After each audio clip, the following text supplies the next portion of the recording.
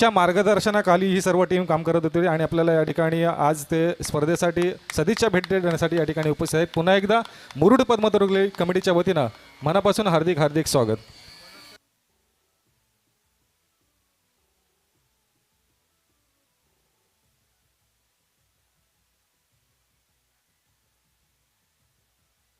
आणि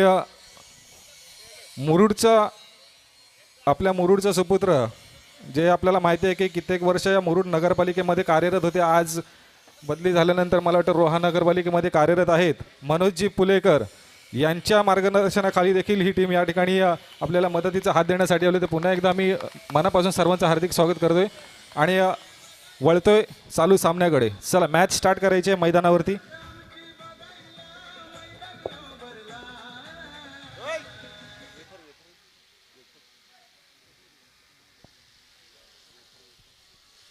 तर मैदानावरचा सामना आपण पाहतोय elegant 7 versus Satyam Kumbharwada. Toss जिंकल्यानंतर प्रथम क्षेत्ररक्षण स्वीकारलंय. पहिला षटक असेल स्वप्नील. पहिल्या चेंडूचा समाचार आपण मैदानावरती पाहतोय.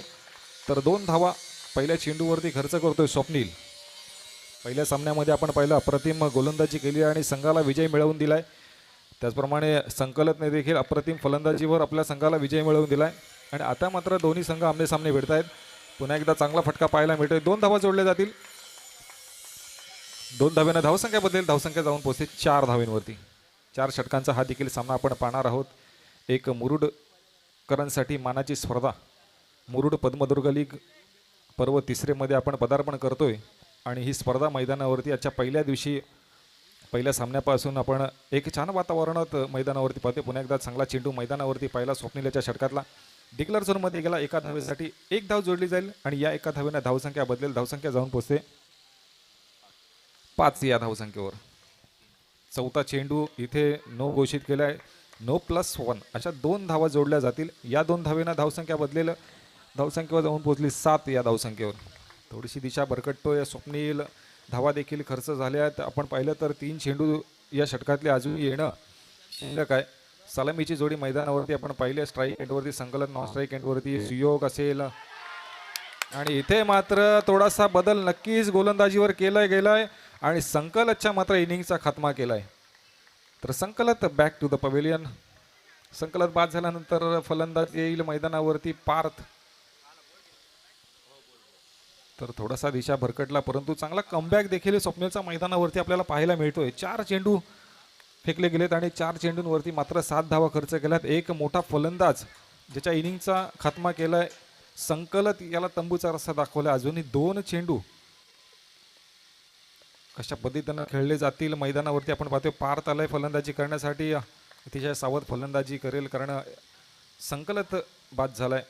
इथे एक मोठी धावसंख्या उभी करावी लागणार आहे. याच विचारानं तो मैदानावरती फलंदाजी करतोय. शेवटचा चेंडू पहिल्या षटकातला पुन्हा एकदा फसवणारा चेंडू होता परंतु दोन्ही फलंदाजांनी जोपर्यंत चेंडूपर्यंत क्षेत्ररक्षक पोहोचेल तोपर्यंत 1 धाव कंप्लीट केली. षटक संपतोय पहिलं षटक समाप्तीनंतर 9 धावा धावफलकावरती आपल्याला पाहायला मिळतात.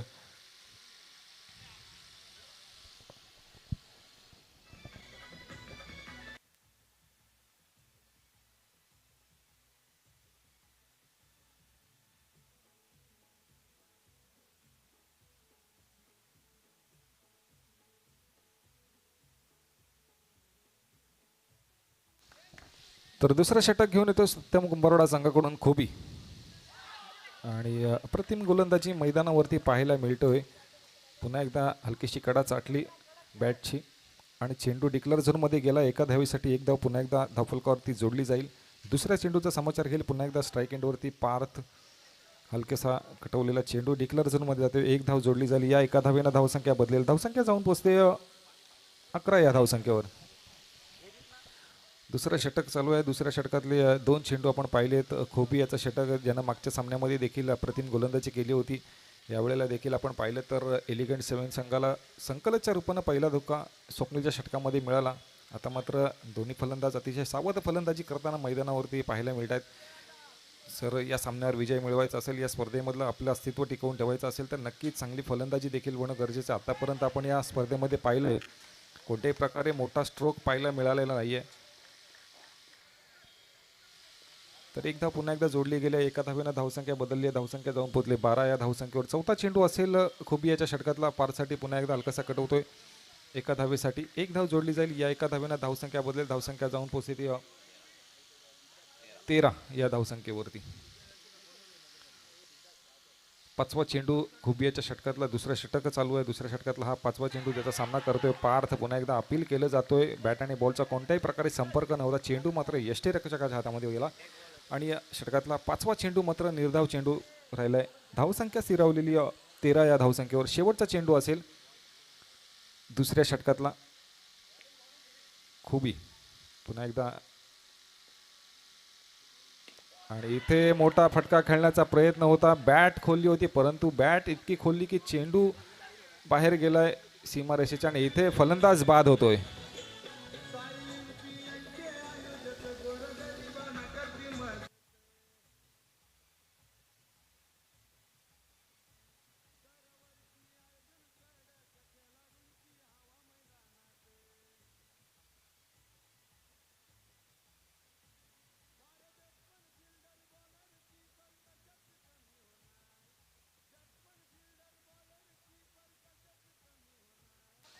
तर दोन षटक समाप्तीनंतर 13 धावा धावफलकावरती आपल्याला पाहायला मिळतात. तिसरं षटक घेऊन आलाय स्वप्नील, पुन्हा एकदा आपलं वैयक्तिक दुसरं आणि संघाकडून तिसरं षटक करेल. पहिला चेंडूचा समाचार घेईल सुयोग स्ट्राईक एंडवरती.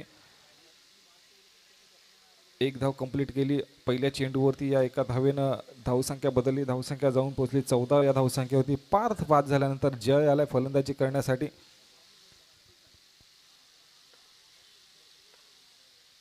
दुसऱ्या चेंडूचा सामना करेल स्ट्राईक एंडवर जय.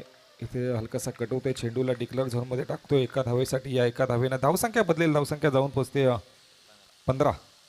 तिसरं षटक चालू आहे, तिसऱ्या षटकातला हा तिसरा चेंडू असेल. स्वप्नील कशा पद्धतीनं गोलंदाजी करेल, पुन्हा एकदा चांगलाच फटका पाहायला मिळतोय. एक धाव जोडली जाईल तिसऱ्या चेंडूवरती, या एका धावेनं धावसंख्या बदलते, धावसंख्या जाऊन पोहोचते ती 16 या धावसंख्येवर. आणि इथे मात्र फटका फसलाय, जय देखील बाद होतोय, जयच्या देखील इनिंगचा खात्मा होतोय.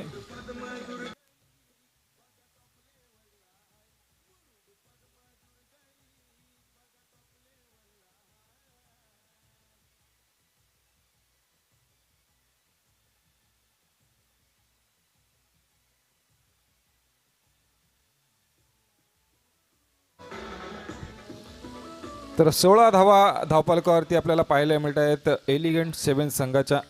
जय बाद झाल्यानंतर ओमकार आलाय फलंदाजी करण्यासाठी. त्याच्याकडे मोठे फटके खेळण्याची क्षमता आहे आणि आता मात्र ती गरज देखील आहे, कारण सामना मात्र आपण पाहिला तर तिसरं षटक चालू आहे आणि तिसऱ्या षटकातला हा पाचवा चेंडू ज्याच्यावरती कोणती धाव येत नाही आहे. शेवटचा चेंडू असेल तिसऱ्या षटकाला, धावसंख्या स्थिरावलेली आपल्याला पाहायला मिळते 16.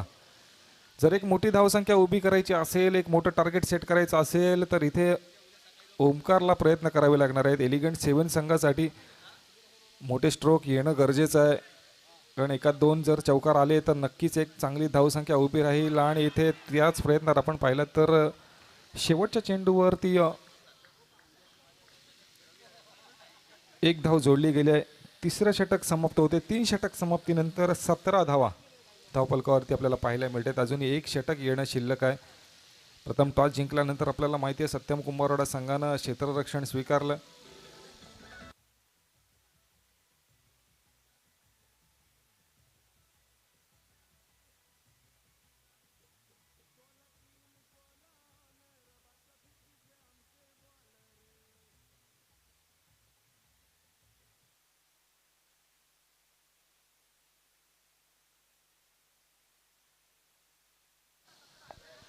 तर शेवटचं षटक, चौथं षटक अक्षय याच्यावरती जबाबदारी दिली आहे. धावसंख्या स्थिरावलेली 17 धावांवरती आपल्याला पाहायला मिळते 3 षटक समाप्तीनंतर.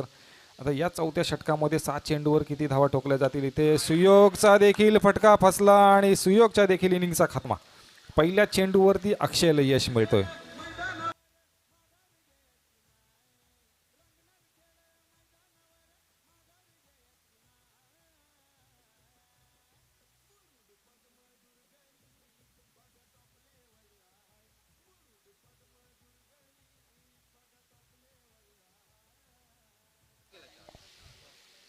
तर अक्षयने मात्र पहिल्याच चेंडूवरती सुयोगच्या इनिंगचा खात्मा केला. सुयोग बाद झाल्यानंतर आदित्य आलाय फलंदाजी करण्यासाठी मैदानावरती. इथे मोठा फटका पाहायला मिळतोय का? 2 धावा मिळतील. 2 धावेनं धावसंख्या बदलेल. धावसंख्या जाऊन पोहोचते ती 19 या धावसंख्येवरती. नक्कीच अशाच प्रकारची फलंदाजी अपेक्षित आहे एलिगंट 7 संघाला आदित्यकडून. जर चांगली धावसंख्या उभी करायची असेल तर मात्र अशाच पद्धतीची फटकेबाजी करावी लागेल मैदानावरती. पुन्हा एकदा मोठा फटका. यावेळेला पहिला चौकार येतोय आदित्यच्या बॅटमधून.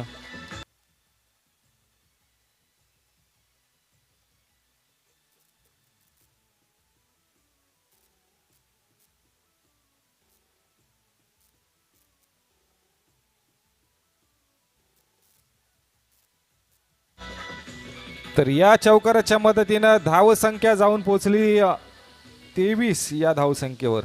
एक मोठा फटका आदित्यच्या बॅटमधून पाहायला मिळाला. मला वाटतं या स्पर्धेतला हा पहिला चौकार असू शकतो, कारण ज्या फटक्याची आतुरतेने सर्वजण या ठिकाणी वाट पाहत होते अजूनही चौकार आला नाही, परंतु तोच चौकार येऊन आदित्यनं आपल्या बॅटनं लगावला आहे आणि ज्या वेळेला संघाला गरज होती त्यावेळेला. आणि या चौकाराच्या मदतीनं धावसंख्येने देखील मुसंडी मारली. 23 धावांपर्यंत धावसंख्या जाऊन पोहोचली. अजूनही 3 चेंडू आपल्याला या षटकातले पाहिजेत. चौकार खाल्ल्यानंतर कशा पद्धतीचा बदल करतोय अक्षय गोलंदाजीवर? आपला चौथा चेंडू खेळण्यासाठी स्ट्राईक एंडवरती आदित्य कशा पद्धतीने समज. पुन्हा एकदा चांगला स्ट्रोक पाहायला मिळतोय. 2 धावेंचा हा फटका. या 2 धावेनं धावसंख्या बदलली. धावसंख्या जाऊन पोहोचली ती 25 या धावसंख्येवर. तर अजूनही 2 चेंडू येणं शिल्लक आहेत.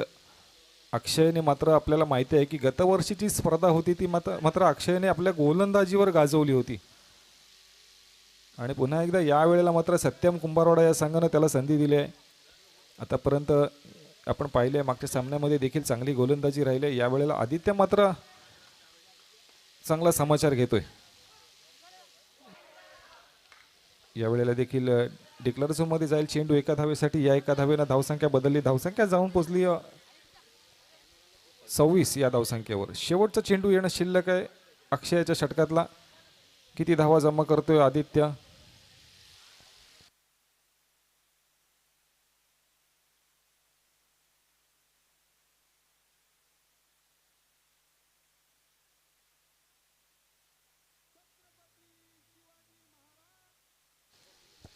चला शेवटचा चेंडू असेल अक्षयाच्या षटकातला. आदित्य मात्र आक्रमक फलंदाजी करतोय. इथे शेवटच्या चेंडूवरती पुन्हा एकदा चांगला स्ट्रोक पाहायला मिळाला. चांगलं क्षेत्ररक्षण पाहायला मिळाला आणि इथे फलंदाज देखील बाद झालाय. शेवटच्या चेंडूवरती कोणती धाव आलेली नाही. 4 षटक समाप्त होत आहेत.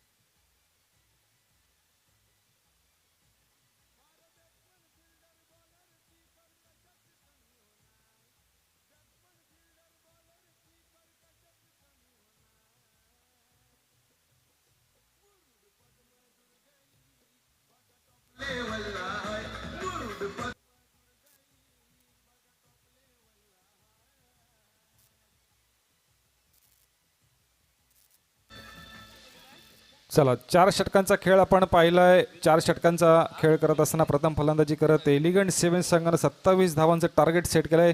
नेक्स्ट मॅचच्या टॉससाठी कोटेश्वरी प्रतिष्ठान आणि जयदुर्गा मुरुड कोळीवाडा दोन्ही टीमच्या कॅप्टनला विनंती असेल आपण टॉस बॉक्समध्ये यायचं आहे नेक्स्ट मॅचचा टॉस करून घेण्यासाठी. कोटेश्वरी प्रतिष्ठान जयदुर्गा मुरुड कोळीवाडा दोन्ही टीमच्या कॅप्टनला विनंती असेल आपण नेक्स्ट मॅचच्या टॉससाठी यायचं आहे. तर सामन्याकडे वळूया. पहिला षटक आपण पाहतोय संकलत एलिगंट 7 संघाकडून दुसऱ्या चेंडूवर देखील डिक्लेअर झोनमध्ये 1 धाव आली आहे. धावसंख्या बदलली आहे. धावसंख्या जाऊन पोहोचली 2 या धावसंख्येवरती. 27 धावांचं टार्गेट असेल आणि त्या टार्गेटचा पाठलाग करण्यासाठी आपण पाहतोय सलामीची जोडी मैदानावरती सत्यम कुंभारवाडा संघाकडून स्वप्नील म्हसळकर आणि शुभम जाळगावकर. कशा पद्धतीने ही फलंदाजी पाहायला मिळेल कारण पहिल्या इनिंगमध्ये आपण आदित्यची फलंदाजी पाहिली आहे. एक मोठा फटका त्याने खेळला आणि धावसंख्येने मात्र मुसंडी मारली आणि एक मोठं टार्गेट सेट झालं 27 धावांचं. पुन्हा एकदा 1 धाव जोडली जाईल. या एका धावेनं धावसंख्या बदलली. धावसंख्या जाऊन पोहोचते 4 या धावसंख्येवर.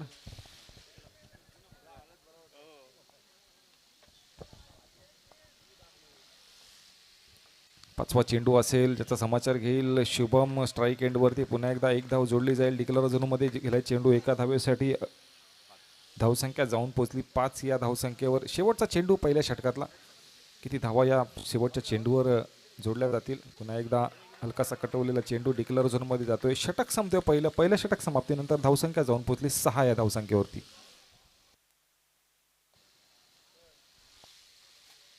तर 27 धावांचं टार्गेट सेट केलेलं असताना पहिल्या षटक समाप्तीनंतर आपण पाहिलं तर 6 धावा धावफलकावरती आपल्याला पाहायला मिळत आहेत.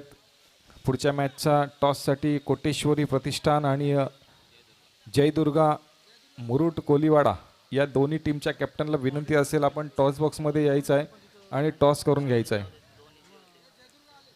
जयदुर्गा मुरुड कोलीवाडा आणि कोटेश्वरी प्रतिष्ठान संघाच्या कॅप्टनला विनंती असेल आपण टॉस बॉक्समध्ये यायचं आहे.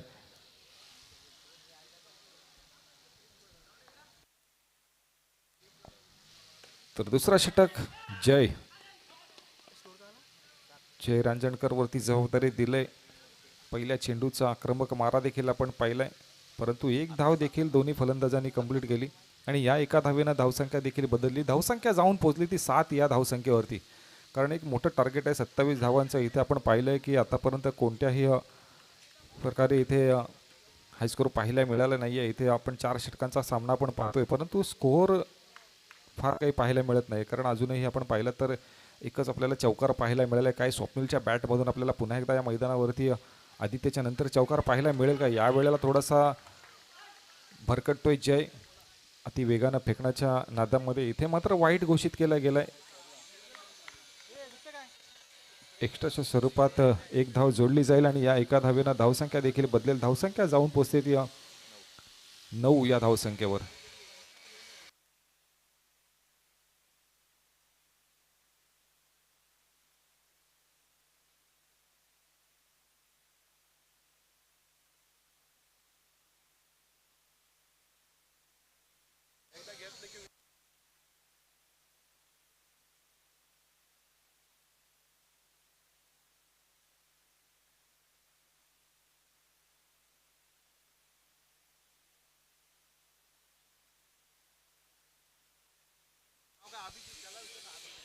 या ठिकाणी आपल्याला माहिती आहे की आपण ही स्पर्धा गेली 3 वर्ष या ठिकाणी राबवतोय आणि यूट्यूबच्या माध्यमातून ही स्पर्धा आपण घराघरामध्ये पोचवतोय आणि इथे आपल्याला माहिती आहे की जी वायफायची व्यवस्था आपल्याला लागते ती व्यवस्था या ठिकाणी टीके केबलचे ओनर अवधूत जाधव यांच्याकडून करण्यात आले. मी त्यांचं देखील या ठिकाणी मनापासून हार्दिक स्वागत करतोय.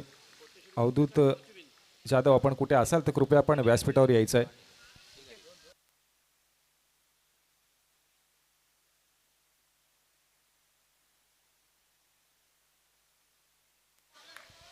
तर नेक्स्ट मॅचचा टॉस देखील झालाय. कोटेश्वरी प्रतिष्ठान वर्सेस जयदुर्गा मुरुड कोलीवाडा असा सामना असेल. कोटेश्वरी प्रतिष्ठान संघानं नाणेफेकीचा कौल जिंकल्यानंतर क्षेत्ररक्षण करण्याचा निर्णय देखील घेतलाय. तर दुसरं षटक मैदानावरती आपण पाहतोय जय याचं अजूनही 1 चेंडू येणं शिल्लक आहे. जयाच्या षटकाला धावसंख्या जाऊन पोहोचली ती 13 या धावसंख्येवरती. पुन्हा एकदा शुभम कशा पद्धतीची फलंदाजी करतोय इथे. पुन्हा एकदा पाहिलं तर बॅट आणि बॉलचा कोणत्याही प्रकारे संपर्क झालेला नाही आहे. अपील मात्र होते, परंतु काय डिसिजन येतोय पंचांकडून, अंपायर आपल्याला काय सांगतील, त्यांचा डिसिजन येईपर्यंत आपल्याला काही कळणार नाही आहे. नो चेंडू इथे डिक्लेअर झाला. एक्स्ट्राच्या स्वरूपात धावा जोडल्या जातील. नो प्लस आहे का? नो प्लस 1 ना? 2 धावा जोडल्या जातील आणि या 2 धावेनं धावसंख्या जाऊन पोहोचेल ती 15 या धावसंख्येवरती. पुन्हा एकदा हा चेंडू करावा लागणार आहे. जयला थोडासा दिशा भरकटतोय आणि हे मात्र संघासाठी नुकसान असेल, कारण एक चांगला सामना, एक चांगली स्पर्धा आहे, एक चांगलं टार्गेट सेट केलेलं असताना अशा प्रकारची गोलंदाजी मात्र नक्कीच घातक संघासाठी ठरेल.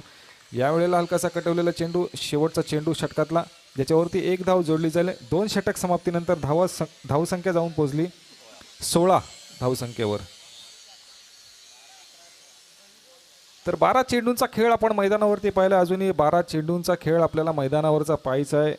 टार्गेट सेट केलेलं होतं 27 धावांचं, त्याचा पाठलाग करत असताना 16 धावा मात्र धावफलकावरती जोडल्या गेल्यात. उर्वरित 12 चेंडूवर विजयासाठी 11 धावांची गरज असेल सत्यम कुंभारवाडा या संघाला. तर सलामीची जोडी अजूनही मैदानावरती आपण पाहतोय. स्ट्राईक एंडवरती असेल स्वप्नील, नॉन स्ट्राईक एंडवरती शुभम पाहायला मिळतोय. पहिल्या सामन्यामध्ये देखील अशाच पद्धतीची दोघांची फलंदाजी आपण पाहिली. संकलत आलाय तिसरं आणि वैयक्तिक दुसरं षटक घेऊन. यावेळेला बॅटची हलकीशी कडा चाटली, चेंडू गेला डिक्लेअर झोनमध्ये. 1 धाव जोडली जाईल. या एका धावेनं धावसंख्या बदलेल. धावसंख्या जाऊन पोहोचते ती 17 या धावसंख्येवर. दुसरा चेंडू पुन्हा एकदा समाचार घेईल स्वप्नील. पुन्हा एकदा 1 धाव जोडली जाईल आणि या एका धावेनं धावसंख्या बदलेल. धावसंख्या जाऊन पोहोचते ती 18 या धावसंख्येवर.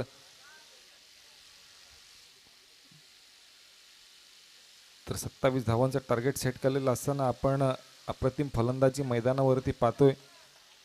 खरं तर वाटलं सुद्धा नव्हतं की एवढा मोठं टार्गेट सेट होईल, परंतु आदित्यच्या फलंदाजीनं एक मोठं टार्गेट सेट झालंय आणि सामना मात्र तिसऱ्या षटकामध्ये आपण पाहतोय.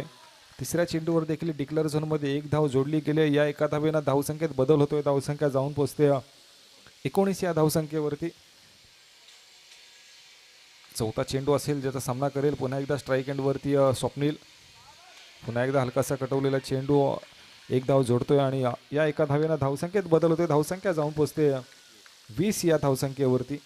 उर्वरित 8 चेंडूंचा खेळ आपल्याला मैदानावरचा पाहायचा आहे.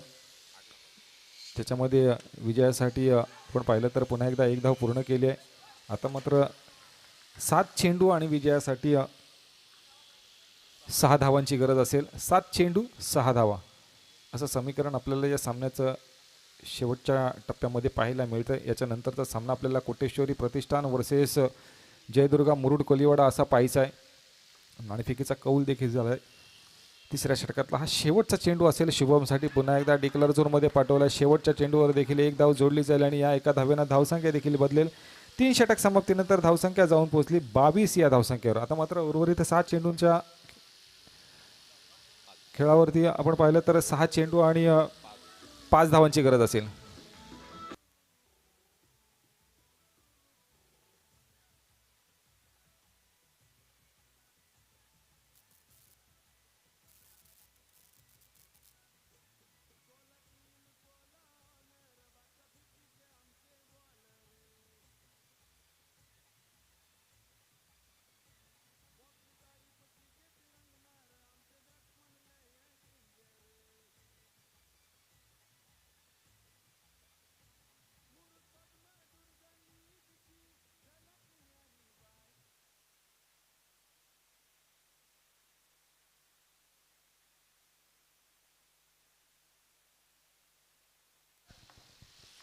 सहा चेंडू आणि 5 धावांची गरज असताना चौथं षटक झहीर पठाण. पहिल्या चेंडूवरती 1 धाव जोडली जाईल. एका धावेनं धावसंख्या बदलेल. धावसंख्या जाऊन पोहोचते 23 धावांवरती. 5 चेंडू आणि विजयासाठी 4 धावांची गरज. पुन्हा एकदा स्ट्राईक एंडवरती स्वप्नील. इथे पुन्हा एकदा चांगला फटका पाहायला मिळते. 2 धावा जोडल्या जातील. या 2 धावेनं धावसंख्या बदलेल. धावसंख्या जाऊन पोहोचते 25 या धावसंख्येवर. 4 चेंडू आणि विजयासाठी 2 धावांची गरज. पुन्हा एकदा एक धाव जोडली जाईल आणि या एका धावेनं धावसंख्या जाऊन पोहोचली 26 या धावसंख्येवर. 3 चेंडू आणि विजयासाठी एका धावेची गरज.